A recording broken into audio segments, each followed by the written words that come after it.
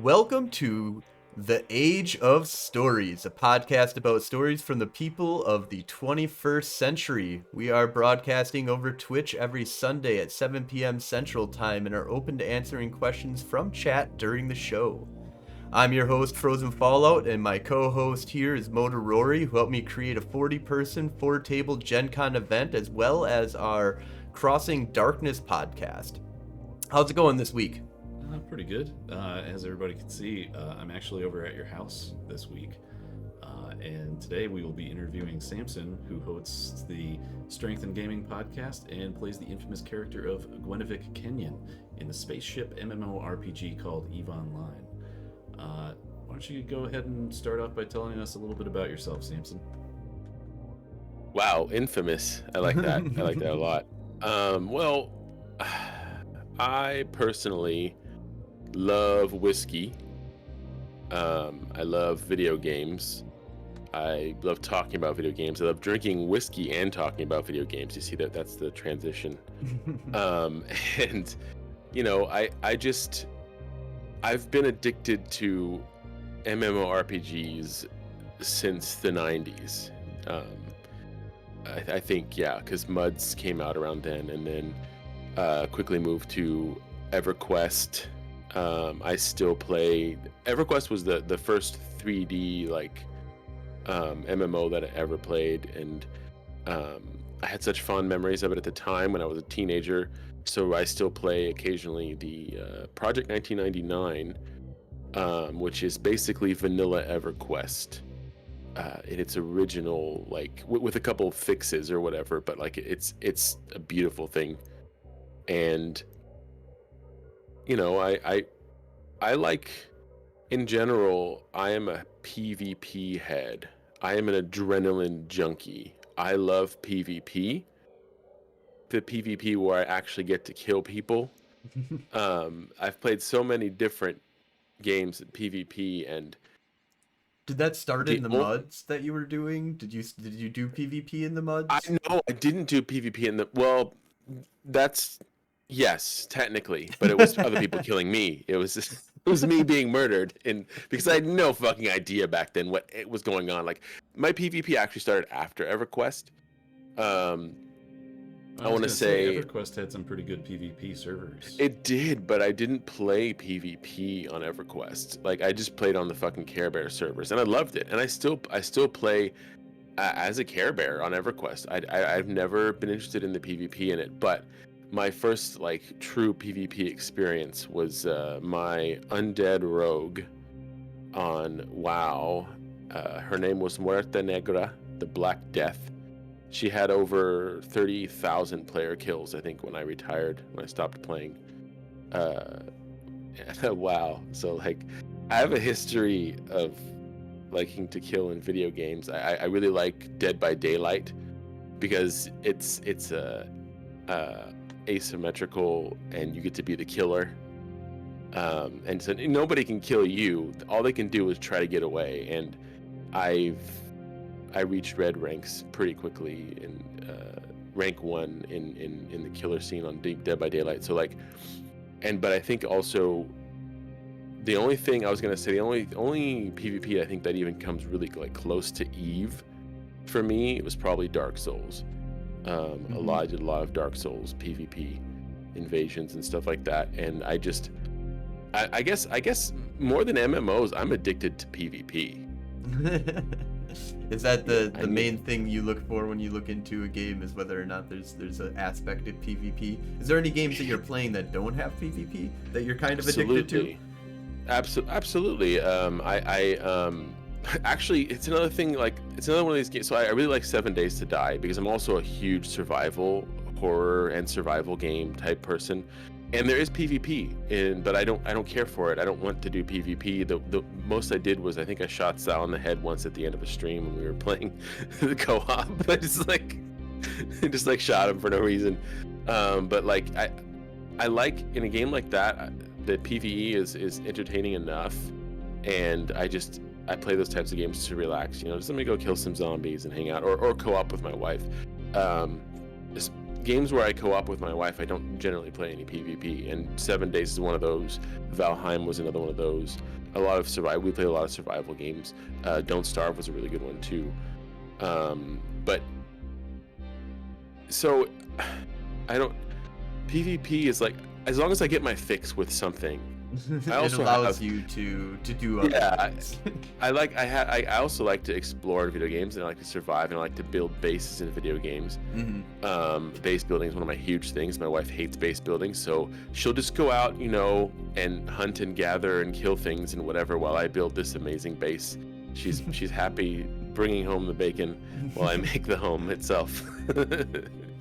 in those types of games. Awesome. Well, tell us a little bit about Strength in Gaming. How did you? So you started up a podcast. When did that start get going? And tell us a little bit what that's all about. Lord, it's been almost 10 years now. I started with my best friend Sal, and he's still going strong as one of the main hosts of Strength in Gaming. And I was like, I have to do something with video games. My passion is video games. So I want to talk about them. I want to write about them. I started strengthingaming.com, and Sal and I started writing articles for it, reviewing games and stuff, and doing retro pieces and music. I'm a huge video game music nerd, as a music nerd and an audiophile myself. So we did a lot of that stuff, and then I met this guy at my job, Bubba. Bubba was self-proclaimed. He's a little bit on the spectrum, and he's a really cool dude, and he just will talk your ear off about anything related to any video game. I think the first thing that happened was I literally started falling asleep at his desk while he was talking about that noir game. I forgot what it's called. It was like a detective. LA Confidential. LA Noir. Yeah. LA Noir. It was LA Noir. And he just like told me so much stuff, and I was like, dude, you're crazy. And then we had like a little gathering at my place after we had all been a bunch of my friends and then been writing for the show, and then Bubba was just telling these stories, and I was like, dude, this shit is gold. Your voice needs to exist out in the world. And so I created Strength in Gaming with Sal and Bubba, and Bubba was, he had done radio and stuff before, with his buddies and things like that. So he was like our training wheels when we got started. And then I met Kat McGuire, Strength in Kat on Twitch, at a chiropractor's office. She was the office administrator, and she had Link's bow tattooed on her wrist. So when she handed me the form to fill out my chiropractic shit, I was like, is that what I think it is?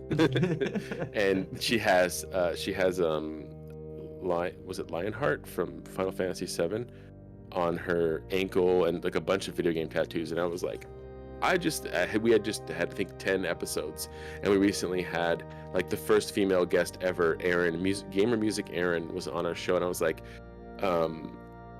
you should listen to our show. And she did, and then she started getting kind of obsessed with it, and we would talk about the show every time I was over there, and then I just invited her on the show, and the rest is history. She's been a host for like 6 or 7 years. So Wow. And recently we brought on Subliminality, and of course we have Eddie Vargas. Eddie's like our creative director, and he also is a host. And Devin motherfucking Steele, our resident horror expert. We just kind of grew. Like, I met all these people, and it just kept growing, and it's still growing now. In fact, I think we're gonna have spoilers. I think we're gonna have Frozen here on our next Bean Boozled live stream. Yeah, I'm totally excited for that. I'm gonna get that purchased, and then Don't be excited. I mean, besides the eating of the beans, because this is gonna be huge, because I'm gonna probably spit out every single one of them and have a horrible reaction. Like I hate things that taste bad. Yeah, that was Kat. I mean, you'll be fine. She'll be happy that she'll be maybe find that commonality.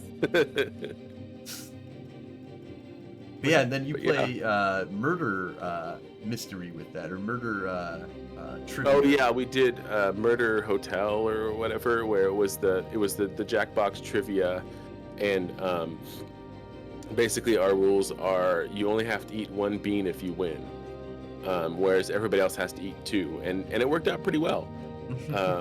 But I was at the end of the first stream, I was kind of disappointed that I never got like vomit or something that was really terrible. So at the end, I ate two beans together because I was just like, I'm just gonna do it, and it was a mistake because those beans were vomit and spoiled milk, and mixed together was pretty bad. It was pretty bad. I survived, but Jesus, I tasted that because we went to stream Eve immediately after that, and I was like, I drank like an entire bottle of wine, and it wasn't until like after our stream I had eaten like a bowl of cereal that the taste finally went away. I was like, ugh, it lingers, man. It does. Yeah, I'm gonna have to prepare for that. Yes. How long have you guys been doing that? The Bean Boozled thing, brand new. We just started it. So it was actually Subliminality and Kat's idea to start this, because before that, I suggested that we do the Death Nut Challenge, which we did. We did the Death Nut Challenge. I think it was like 2.0. So I think they're already on like 4 now or some bullshit. But Kat did not participate in that, and I think she wanted something that she could participate in, because that shit was not for the faint of heart. I mean, like the last nuts had like 15+ million Scoville crystals on it. So it was eating powdered pepper spray, okay? That was a mistake, but also amazing. Hey, Joe Bain. And so Joe Bain in chat. Holy shit, Joe Bain, what is up, sir? I'm gonna get Joe Bain onto the show and have him tell us the story of Joe Bain again, and this time for the we've had him already on Crossing Darkness, but I need to watch more that episode. Cool stories definitely to be had for sure. Just like we had Gwen on, and now Gwen has a whole new story to tell us actually, which is interesting, because before you told us about how you were in intelligence and stuff like that, right? You were. Yep. I started out as a lowly intelligence officer for the SMA in Null. I think it was Pure Blind, around that area. Fade, Pure Blind. Oh no, we lost We're having Mike. Mike, his computer fell asleep, and then it went nuts.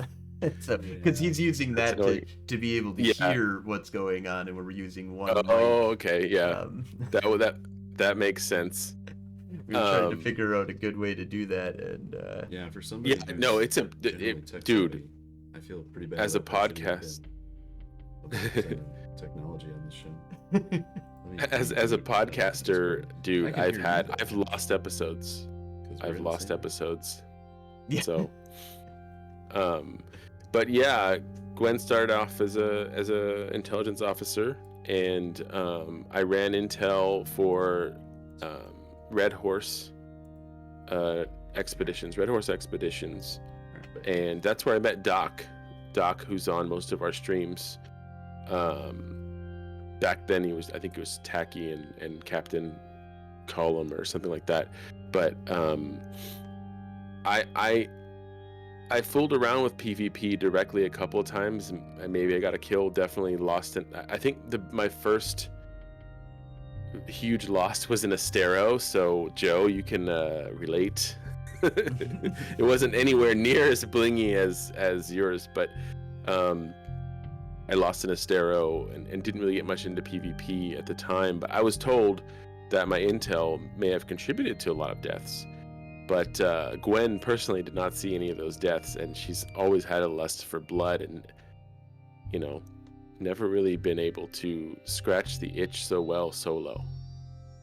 Yeah, so and that was about the time that I met up with you through Facebook. We had just put out a post that said, "Hey, if you got a story to tell, come on to my Crossing Darkness podcast." And and that's when I came on and told that story. Yeah, and so things have been getting pretty successful. So we started up a new Age of Stories where I just want to get the stories from people and not have to relate it to darkness, Yeah. crossing darkness, which is pretty much our Well, World this- of Darkness podcast, which we're still keeping. It's still gonna be pretty dark. I mean, there's a lot of murder going on. Some stories are around going to here. be some stories are going to be still pretty dark. That's for sure. Yeah. But yeah, so then you ended up coming out and hanging out with me a few times. Yeah. In game, I made a an alt that was an alpha account, M, and we'll just call her M for spy purposes. I'm not a spy, by the way. That's one of that's one of Gwen's titles, not a spy.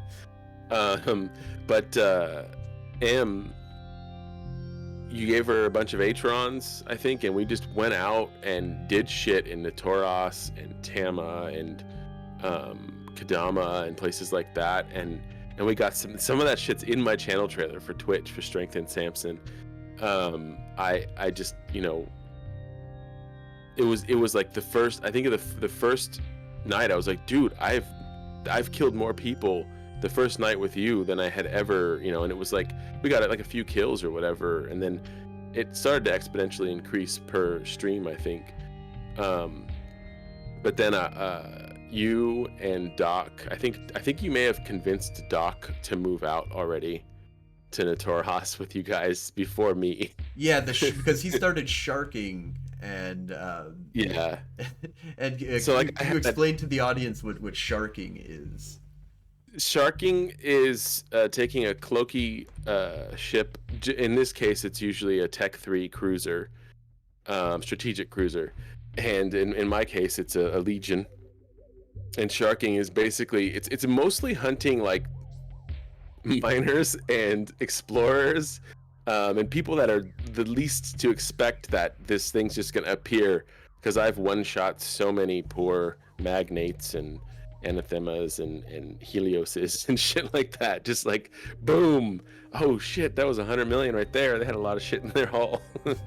But sharking is basically just like, you know, preying on whatever you know you can easily kill, and sometimes more than that. I think I got like a, you know, cruisers and stuff too, but just you know, it's all about the advantage, right? Like, because in some cases, because I've killed some things that could have killed me, but they didn't know I was going to show up, and they were already fighting something, or, you know, like a lot of those sharking events can be pretty sad when you expect a fight and they don't even fight back. When you get something that can actually fight back. I think it was a long time. I think I got a Drake once while I was sharking before I moved out to Notoras, but back in Amar, and I warped in, and unfortunately for him, he did not. It was a gated thing. He did not leave the gate in the beacon. He was just right there. So just tackled and killed him. It took a little while because it was a Drake, so it had some tank. Had to hold him down and yeah. And he didn't fight back with the. No, he didn't fight back. I wonder if he had to have He was just away from his keyboard, maybe? No, he was there because he was fighting rats. Was it a bot, maybe? Maybe it was a bot. No, it wasn't a bot. No, he activated my kill right immediately afterwards. Speaking of kill rights, I think I had like one or two before I moved out to Notoras. Now I have like 2 pages of kill rights. That goes away after a little while. Everybody just wants, yeah, and I mean, yeah, that's just the recent ones. I think they last a month.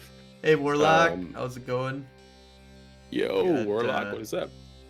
We're talking about Gwen and how she became the protector of Notoras. So this started happening when, or Guardian of Notoras. So you started noticing something interesting happening when you moved to Notoras. Can you tell us a little bit about the infestation that you discovered and some of the ways that you discovered to fight the infestation? Yeah, so one of the things that I, as a former intelligence officer, because I'm not a spy, as a former intelligence officer, I started gathering intel on everybody that would basically come into my system or this. Sorry, Notoras. My system.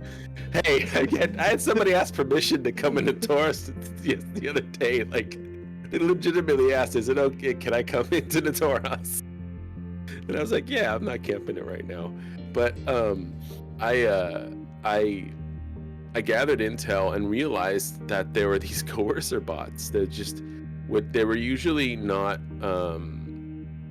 So we do a lot of faction warfare. So one of the things that Frozen, you introduced me to was faction warfare with M, and then I brought Gwen out after you guys finally convinced me to come out, and I started immediately gathering intel through myself or through Doc, however I can get the information. Like, Doc has like all the bookmarks and shit that I use. Like, it's really nice having your system mapped out and just being able, because I have home field advantage in Right. Notoras because I know everything and where everything is almost always.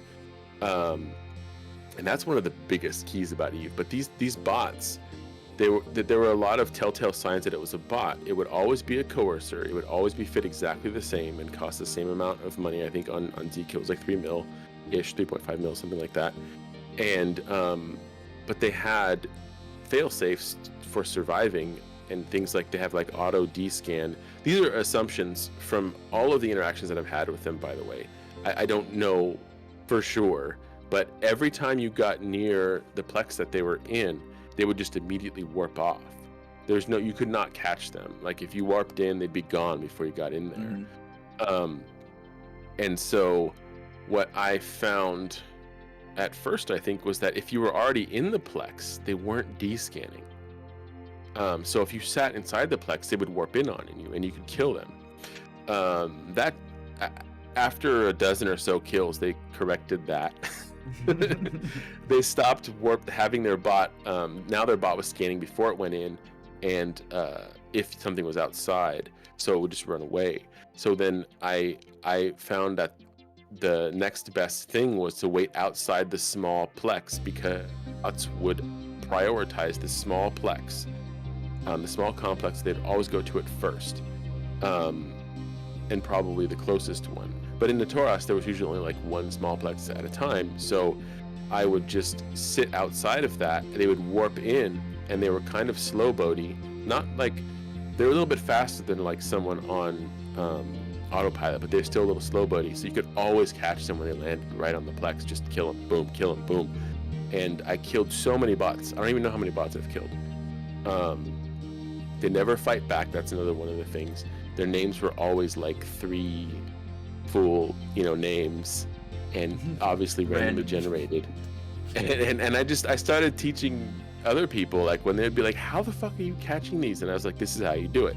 And now I think everybody's killing them. And I also I was, for the first like month, I was reporting every single one of them, but after a month of reporting every single one of the bots and still seeing that the original ones are still there, I was like, okay, we're just gonna kill them then. I'm just gonna kill them whenever we can, because they're worth 13 points, I think, in my vengeance, which is nice. We might as well. Wait, Yeah. what are points? So, on the kill board, there are many numbers you can be obsessed with. We have a board on the internet that shows all the kills. Z-Kill board is this amazing site that some fucking super nerd made a long time ago, and as a web developer myself, kudos. That does the stats for all the PvP interactions for every character or being. Like, not even just character, like systems have ratings and ranks and stuff, because they're, first of all systems are 100% dangerous, which I'll explain in a second, because you can't kill a system, but it can kill you. So the way it works is you have destroyed ships that you've destroyed, your rank, how many ships that you've lost, and the rank for each one, ships, points, and ISK, and then there's efficiency and a bunch of stuff. But points specifically are rewarded for, they seem to be like how hard the fight is, like how much damage you have to do, how much like did it fight back, like however hard the fight was, and you won, you get more points. So one of the things that netted me a ton of points, obviously bots, but the other thing that I do is I run around in a Vengeance, which is an assault frigate, but it is a frigate, and I hunt destroyers. And I've killed a lot of people in their destroyers in my Vengeance, because most people will be like, oh, I can take this frigate in my destroyer. No, you can't. Sorry. You can't. You may have a lot of guns, but I have a lot of tank. I have a lot of fucking tank, and I have rockets. And my rockets hurt. I think my Vengeance overheated has almost 300 DPS. So yeah, it's like 270, 280. It's something. It's for a frigate, that's stupid. And so speaking to that, I think one of my best kills with my Vengeance was when I soloed a Kikimora. Like that was, and it was a consensual affair. It was not murder. Like it was a battle to the death, and I won barely with like 5% hull or something.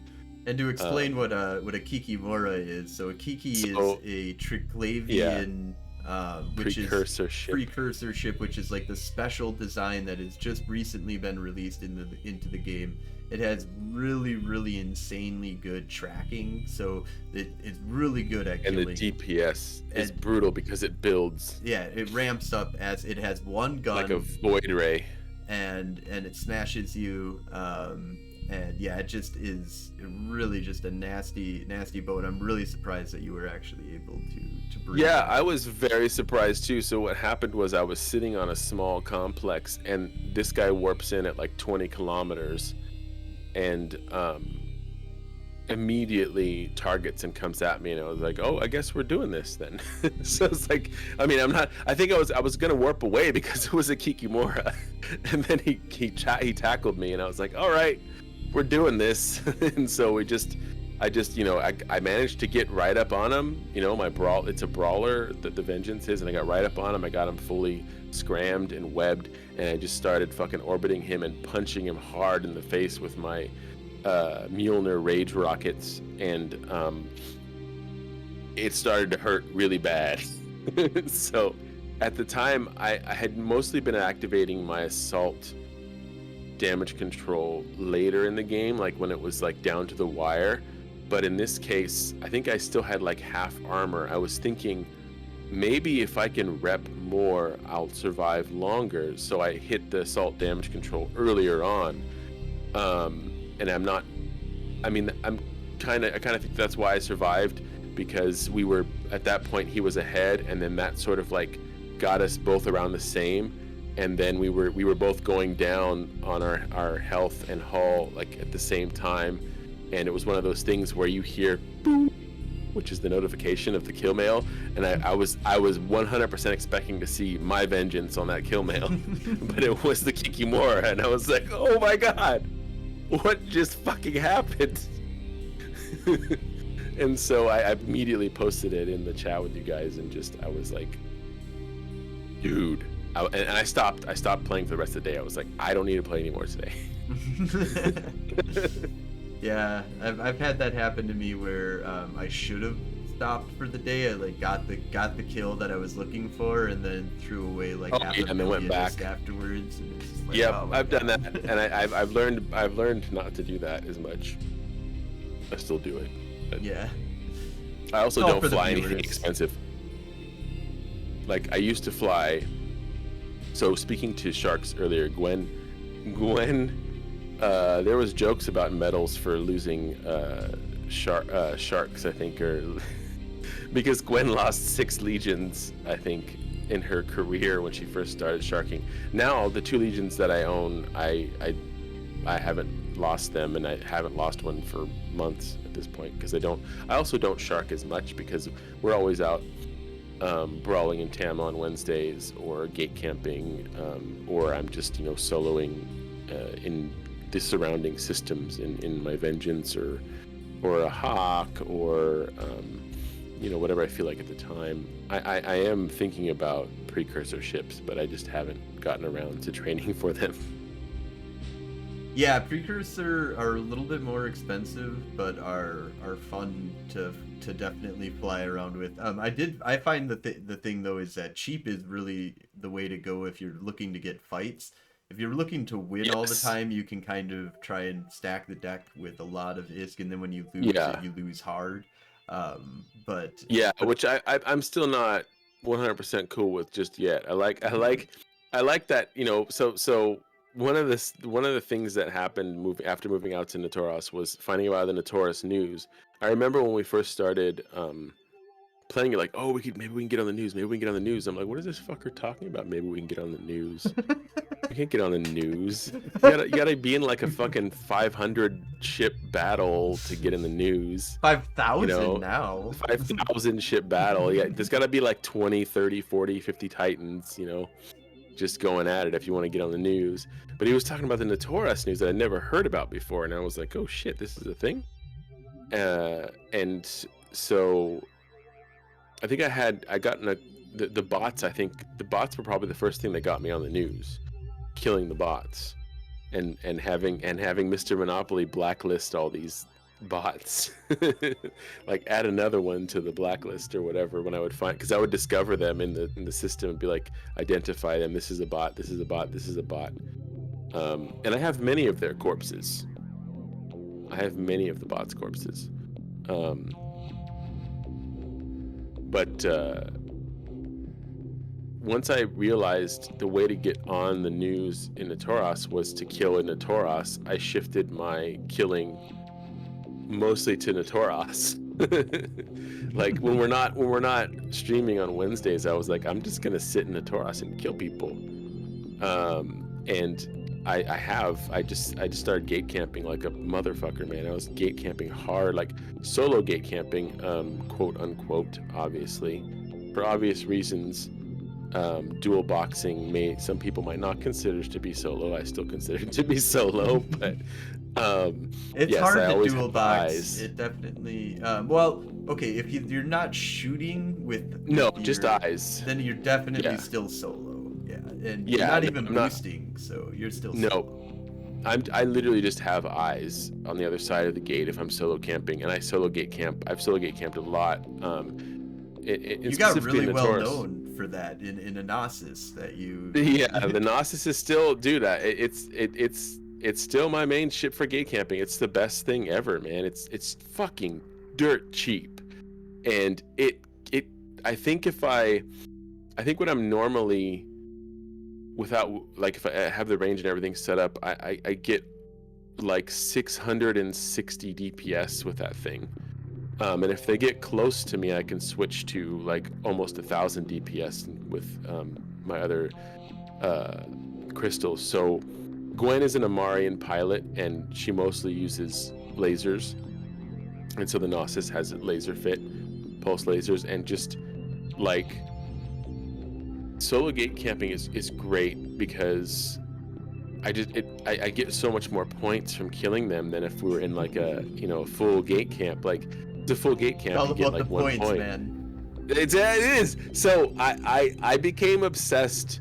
Gwen became obsessed with points, and anything that I knew was good points, I would kill, because I was like, so that's why the Vengeance versus Destroyers was such a great matchup, because I was always punching up a ship higher, and I was always getting a ton of fucking points for killing these poor bastards that think they can take my Vengeance. And don't get me wrong, I've lost 30 vengeance. Well, yeah, 30 vengeances thus far. I've lost 30 vengeances. A lot of them in fleet due to nice FC calls. Yeah, a lot of them were in fleet, but some of them were glorious. Like when I just burned at Mr. Chunky in a coercer, and you were like, you go, kill him, and then I'm burning at him, and I got him targeted and tackled, and you're like, no, don't kill him, let's get out of here. No, is anybody pointed? I'm like, bitch, I'm right next to him. It's like, why? I'm fighting this fucker right now. And that was close though. I would say that it was definitely a good fight, and Chunky said good fight because I punched him hard in the face a few times before he killed me. But I've lost a lot of vengeances. but those don't hurt nearly as much as I think it was really good losing 6 legions. Because going from losing 6 legions to losing an Atron. So yeah, just to give like kind of perspective for some people is that a retribution or a vengeance is what, like 50 million, give or take. 40 now. 40 million is. It's only 40 mil. The Legion that you were flying was what, like 600, 700 million is? Not quite. I still had Doc fit it non-blingy. It was like, yeah, because it was like 300 to 400 million. But still, I mean, that's almost $500 million. That's a lot. When you're talking about like sustainable PvP, it's harder to sustain losing almost $500 million every time, and losing a skill, which I think they got rid of recently. They're getting rid of that, it seems like, from what I hear. Yeah, I don't know if I agree with that, but because back when I was losing legions constantly, yes, I'd be like, yes, please remove that. But now I'm not losing them so often. So like if I had to lose skills, I would be like, it's okay. It was part of losing that ship. But what was I saying? So points. I'm obsessed with points. And the I Gnosis got myself has been giving you really good points, right? Was one of the... lots of really good. So like when I was killing the bots with the vengeance, or the hawk, I was getting like 13 points. You only get about 6 points, I think, when you kill them in a Gnosis on the gate, but 6 points is 6 times more than 1. So like it adds up really fucking quick. So right now I'm at 2,312 points destroyed versus 619 lost, which puts me at the thing that I'm most obsessed with, 80% dangerous versus 20% snuggly. So the kill board has basically a Care Bear meter, right? Snuggly is your Care Bear side, and dangerous is the other. So like, and it works on the point scale, and I just wanted Gwen to be dangerous, and 80% dangerous is I think twice about hunting people that are more than 80% dangerous. Let's put it that way. As again, the way Intel works, if I'm going to solo somebody, I always check their kill board first. Unless it happens, at this, like that Kikimora, no, that just happened. He just like fucking showed up. Like I didn't have time. But like, I always check the kill board first. Not because, I'm gonna like back out because they're really dangerous, but I just want to know how hard it's gonna fucking be to kill this person. Like how much effort do I need to put in, to kill that person? And I think after I became obsessed with the numbers and I started gate camping, and we're still going out every Wednesday, going out to Tama and Kadama and shit like that. I not to bore your listeners too much, I am obsessed with numbers. February of 2021 was the month before I joined up with Golden Age Stories, and Frozen Fallout and friends, and Doc came along with me. I had 11 kills, 21 points, 109 million ISK destroyed, lost 4 ships, had lost 14 points, and had 38 million ISK lost. That's like a 74.1% efficiency. In March, after I joined up with you, my kills jumped from 11 to 107 in that month. The next month, like 10 times as many kills, 206 points, almost 10 times as many points, almost a billion, 10 times as many ISK. Same amount of losses, only 4 ships lost. Oh, really? Wow. Yeah. So, but I also almost lost because there were still some fucking, I think I lost a shark at that point. So I almost like 900 billion. So my efficiency was only 51%. So I actually went down. April went up to 135 kills, efficiency 47%. May, same, 132 kills. But the efficiency rose to 69% because I went from 245 points to 521 points. And that was May. And one of the things I want to point out is 8.4 billion destroyed, because that was during your birthday charity event where I got to destroy a dreadnought with y'all because it was one of our dreadnoughts. So that's why I had 8.4 billion on my destroyed for the month, and that was amazing, and it was the best thing ever. And I had never destroyed that much in a month ever before. Fast forward to this month, we're about to end. More than double the kills, 292. Almost triple the points, 1,300. Almost the same amount of ISK destroyed, 8.15 billion. Without a charity giveaway, Dreadnought. Without a charity giveaway. Sure, I lost 27 ships and 125 points and almost 1 billion ISK, but my efficiency is at 90.2%. Damn. So, I killed a lot of motherfuckers this month. Gwen did. I'm sorry, Gwen. I take credit where credit is not due. It's Gwen. Gwen is doing all the killing. Yeah, and you've gotten to the point where even and we did put a link for Notoras news, just in case anybody wants to. They should probably saw that post in there. We'll also put it in the show notes and stuff. But you also got called out on Notoras news where somebody wrote a letter to you, to Notoras news about you. You want to explain that a little bit? So after the excessive Gnosis camping, which happened this month,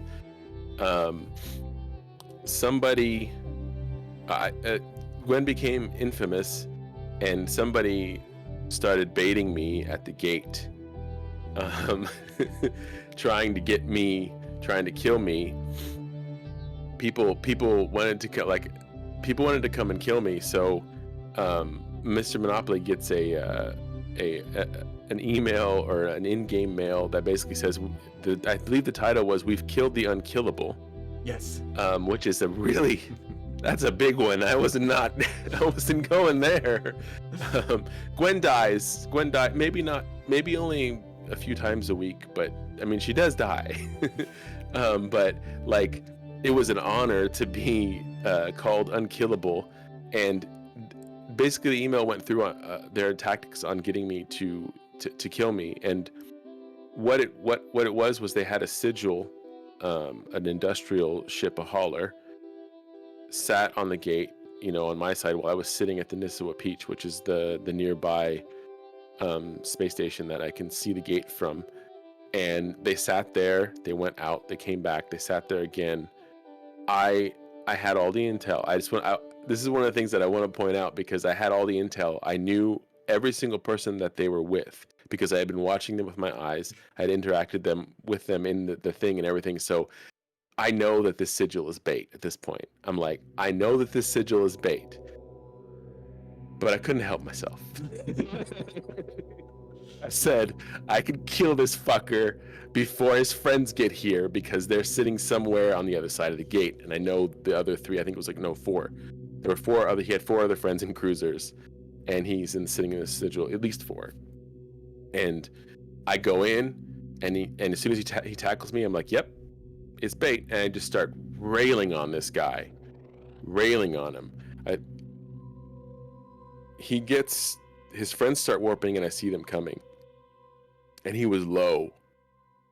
And I was like, I got this. In the heat of battle, I forgot to switch my crystals, because he was definitely close enough, which probably would have given me the few extra seconds. But literally, it was like a few extra seconds after he died, after his sigil exploded. They tackled me with one of the other cruisers, and I feel like it was like 2-3 seconds that I miscalculated. I killed the sigil. I was hoping to warp away, but at that point, I messaged them in chat, and the good catch, nice one. But I got the sigil, and what was really funny about that exchange, and it was awesome, getting on the news, and they did kill me. I mean, I know the gate guns did like 80% of the damage, but whatever. That's what you get for being a murderer, dude. Yes. after killing the sigil, I looked at it and it gave me 21 points for a hauler. I was like, what? I expected 1 point, 2 points maybe. Right, it's not because it can fight back. It's just they're rare or there's something. Well, I think it was because I had to do 35,000 damage to kill it. Oh yeah, yep. That'll that was a lot recognizes it as bait. It's like, this is bait. So when I killed it, and they got 2 points for killing my Gnosis because they gangbanged me with 5 cruisers and 80% gate guns. But it was awesome, and kudos to those guys for getting me. I think I may have murdered them a few times afterwards in my vengeance rock. Got vengeance with the vengeance. Yeah, like literally. So one of the dudes was sitting inside of the Holy Terra in Nissawa, and he was Kaldari scum. So any Kaldari, any opposing faction warfare, if in the system they can't tether. So I knew he was sitting in there because it's the only free port in Nissawa, I believe. And I just sat outside in my vengeance for like 20 minutes. I had nothing. I was working or doing whatever. Chaz, nothing better to do. And he comes out in an Algos, and I just murdered him. So basically, what this is that there's player-owned stations, and normally when you get close to a player-owned station and you're allowed to dock in it, it'll throw out this like tractor beam that'll like protect you and make it so nobody can kill you. And it's called a tether. And what ends up happening is if you're in this special war that's going on, if you're in the opposing faction space, which this guy was, it'll let you dock, but it won't put the protective force field around you when you're nearby the player-owned station. And if you don't know that mechanic, it just blows your mind when all of a sudden when someone murders you outside of. Why am I dying? Like this, normally I'm safe here, so. And that's happened a lot at the crack house, Notoras. I've murdered poor people that have they're like on top of the world because they just did like a 1v1 or a 2v1 in one of the plexes, and then they come back, and I just happened to be sitting there. I think it was this poor condor docked up and then came out after like fighting somebody. I saw him say good fight to one of the Soju guys. I think it was Samson. Which we're allied with, so I was like, oh, you killed one of my buddies, okay. And then he comes out, and I just murder him with my hawk. The poor condor just like, he just fucking LOL'd in chat, like, what the fuck? and I think one of my favorite ones of instances of murder outside the crack house, which should be a segment, by the way, because I like murdering people outside the crack house. And we've murdered people outside Detroit. Speaking of which, we murdered that Synesis outside of Detroit. Detroit and the crack house. Very dangerous locations. Very dangerous player-owned stations. And so, but the best one I think also involves a Kikimora. So I'm gonna throw my Kiki face again in the chat just for everybody to see it, because this is what I look like when I kill Kiki. But Doc was in his rock, the long range Kaldari, I think it's Kaldari battleship, and he had been gate camping with me before with it and stuff. But as most people know, if you gate camp with Gwen, you better have a fucking fast locker. You're not even gonna get to shoot. But like he warped to the crack house, and a Kikimora showed up and tackled him because he was outside of tether range, and this Kiki tackles him, and 1 or 2 seconds later, I was coming back to Notoras from doing some, I was solo cruising in my vengeance trying to find a fight, and I was like, fuck, there's no fights, nobody wants to fight me in a vengeance, whatever. And I warp. As I'm warping back to Notoras, Doc messages me and he says, warp to the crack house, or warp to me, I'm at the crack house. I was like, okay. And when I get there, he's fighting a Kikimora. He can't shoot it because it's under his guns. He's a fucking battleship.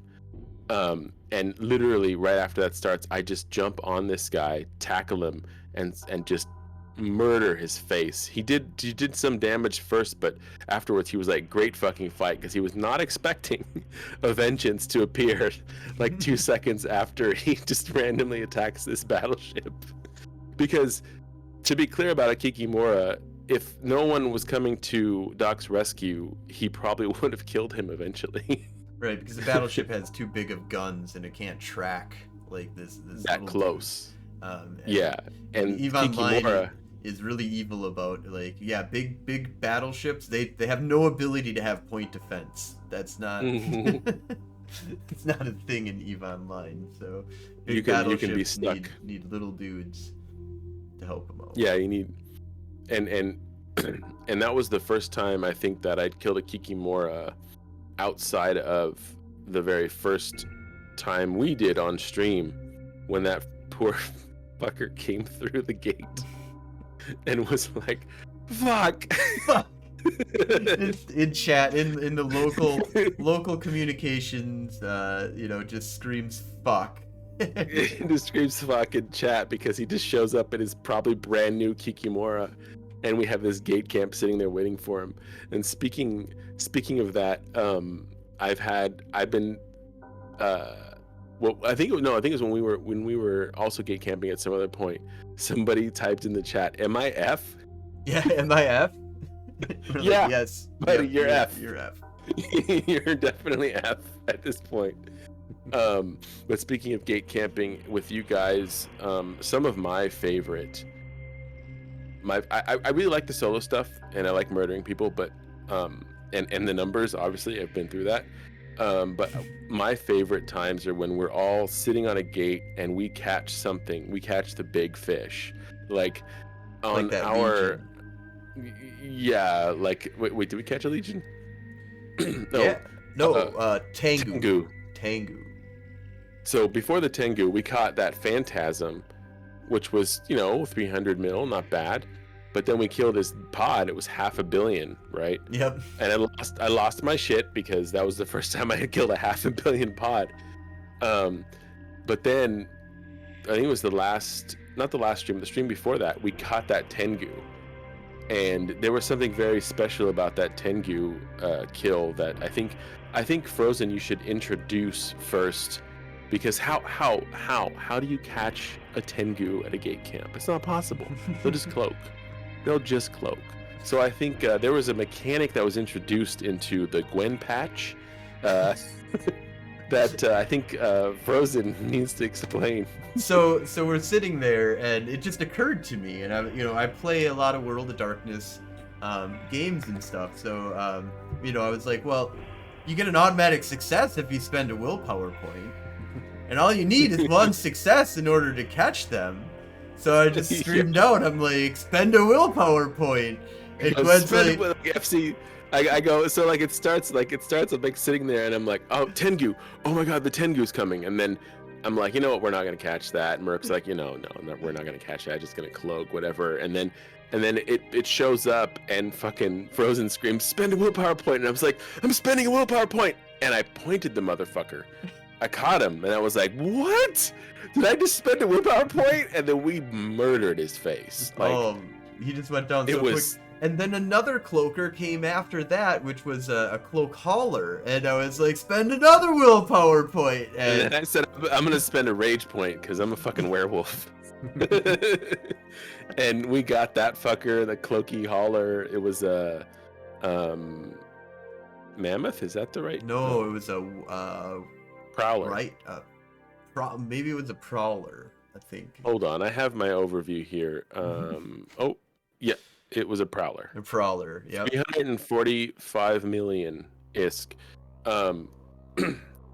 And we had previously killed a few haulers that night. We had ship drops that night. Yeah, we had a ship drop. Yeah, it was what was it, Rifters or something? Well, I think it was I don't know, something else had dropped a Rifter. The Prowler, unfortunately, all of its ships were destroyed, I believe, but it was carrying a Vexer. It was carrying a Vexor. I think that's it. But still, like, I mean, if you think about it, that was like killing 2 ships. Yeah. 2 for 1. So one thing, we're starting to get up on the closeout here, so I wanted to make sure that we give you some time here to kind of talk about whatever that you want to talk about, give out shout outs for any people that you want to shout out to, and talk about any kind of projects that you're working on. And then we might also have a little thing. Are you into Star Trek? Nice. Star Trek, dude. I have the United Federation of Planets flag right in my face right here. We have some you should grab the box. We've got some trivia questions that we might. Oh, these are really like he went through with me, and I'm like, I know Star Trek, like I like Star Trek. Yeah, I just know what. Oh yeah, TNG, that's my jam. I found this limited edition board game at Half Price Books, and I just opened it today. Yeah. And he asked me some of the questions, and I got some of them, and some of them I was like, what are you really? So we'll give you a little bit of time here while we're getting some questions out. Go ahead and give a shout out, any projects you're working on, any shout outs that you want to give. I could not end this episode without first shouting out to Quake 590.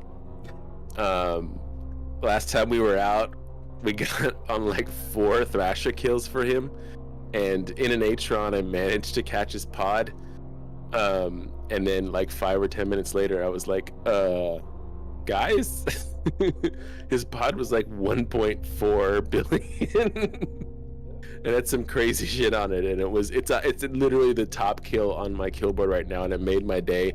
And Quake was really fucking cool about it. He basically said I had that particular pod for way too long. and he loves us, and we love him, and we'll be back out to fight him some more. But Strength in Gaming is my main show, and you can find us at strengthingaming.com. You can find us at Strength in Gaming on Twitch. You can find me at strength_in_Samson on Twitch, where Gwen is almost always streamed killing people. I still feel like I suck at this game. Gwen is pretty decent, killed a lot of stuff. I want to murder more people, and I want to get my numbers up, because 80% dangerous is rookie numbers. That's rookie numbers. That's rookie numbers. Awesome. Well, thank you so much for coming on. Let's do a little bit of trivia here. Did you find a good question yet? Well, I don't want to read the questions beforehand, because I want them to be random. What do you mean? Okay. Oh, so you haven't picked the question yet. Okay. Yeah. So. All right. So what's the back? Like show everybody what the back. We'll let him choose which card. Picard as a Romulan, or Picard during what was that episode called? The flute episode. Yeah, where he becomes a whole different person for a while, and has a family and a life, and plays the that flute. one. Yes, that one. Right, I remember the flute. The flute was my favorite thing. Let's do 2 of the multiple choice questions, and then 2 of the other kind. All right. Let's see. What is Transporter Code 14? A command to hold the beaming subject in stasis. B, a transporter diagnostic sequence. Or C, a code to destroy the object in the beam. Can you read the answers again really quick? What is Transporter Code 14? A command to hold the beaming subject in stasis. B, a transporter diagnostic sequence. Or C, a code to destroy the object in the beam. A. All right, Josh, or Frozen Fallout. What do you think? I'm gonna go with B, and it looks like Chat Warlock is gonna go with A. Oh, jeez. Well, according to the card, you are all wrong. It is a code to destroy the object in the beam. There's when are they? 14. When are The they? huge Trekkie. See, these are tough, man. Yeah, it is. That is very specific.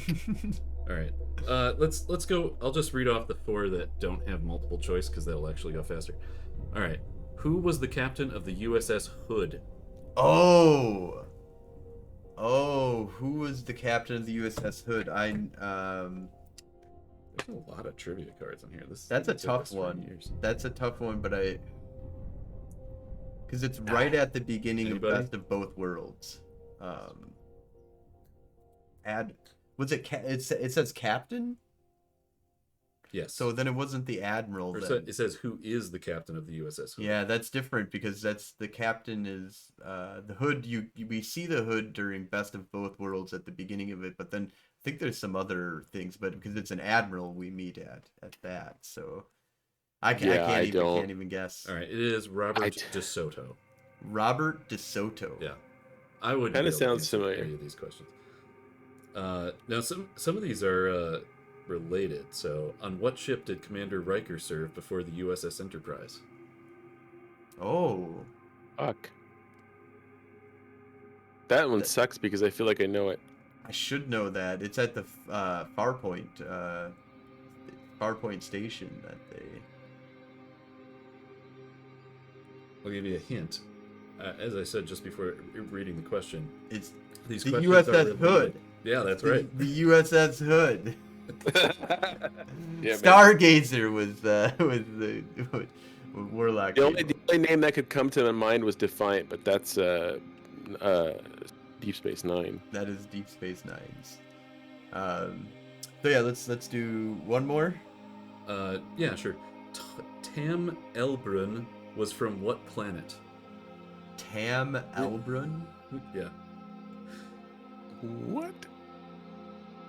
Chat? Tam Elbrun? Can I get a fucking lifeline? Can I call a friend? Well, it's Beta Z. We'll just go with that. And then the last question on this card: what human female did Sovok the Ferengi desire? Jesus criminy, Well, man. I can't answer any These of are- the questions. These are all all of these questions The answer is Vash. Oh yeah, Vash. I know. I should have known that one. That was a knowable-ish one. It's pretty popular. And those are hard. Those are hard. Seriously hard. Questions.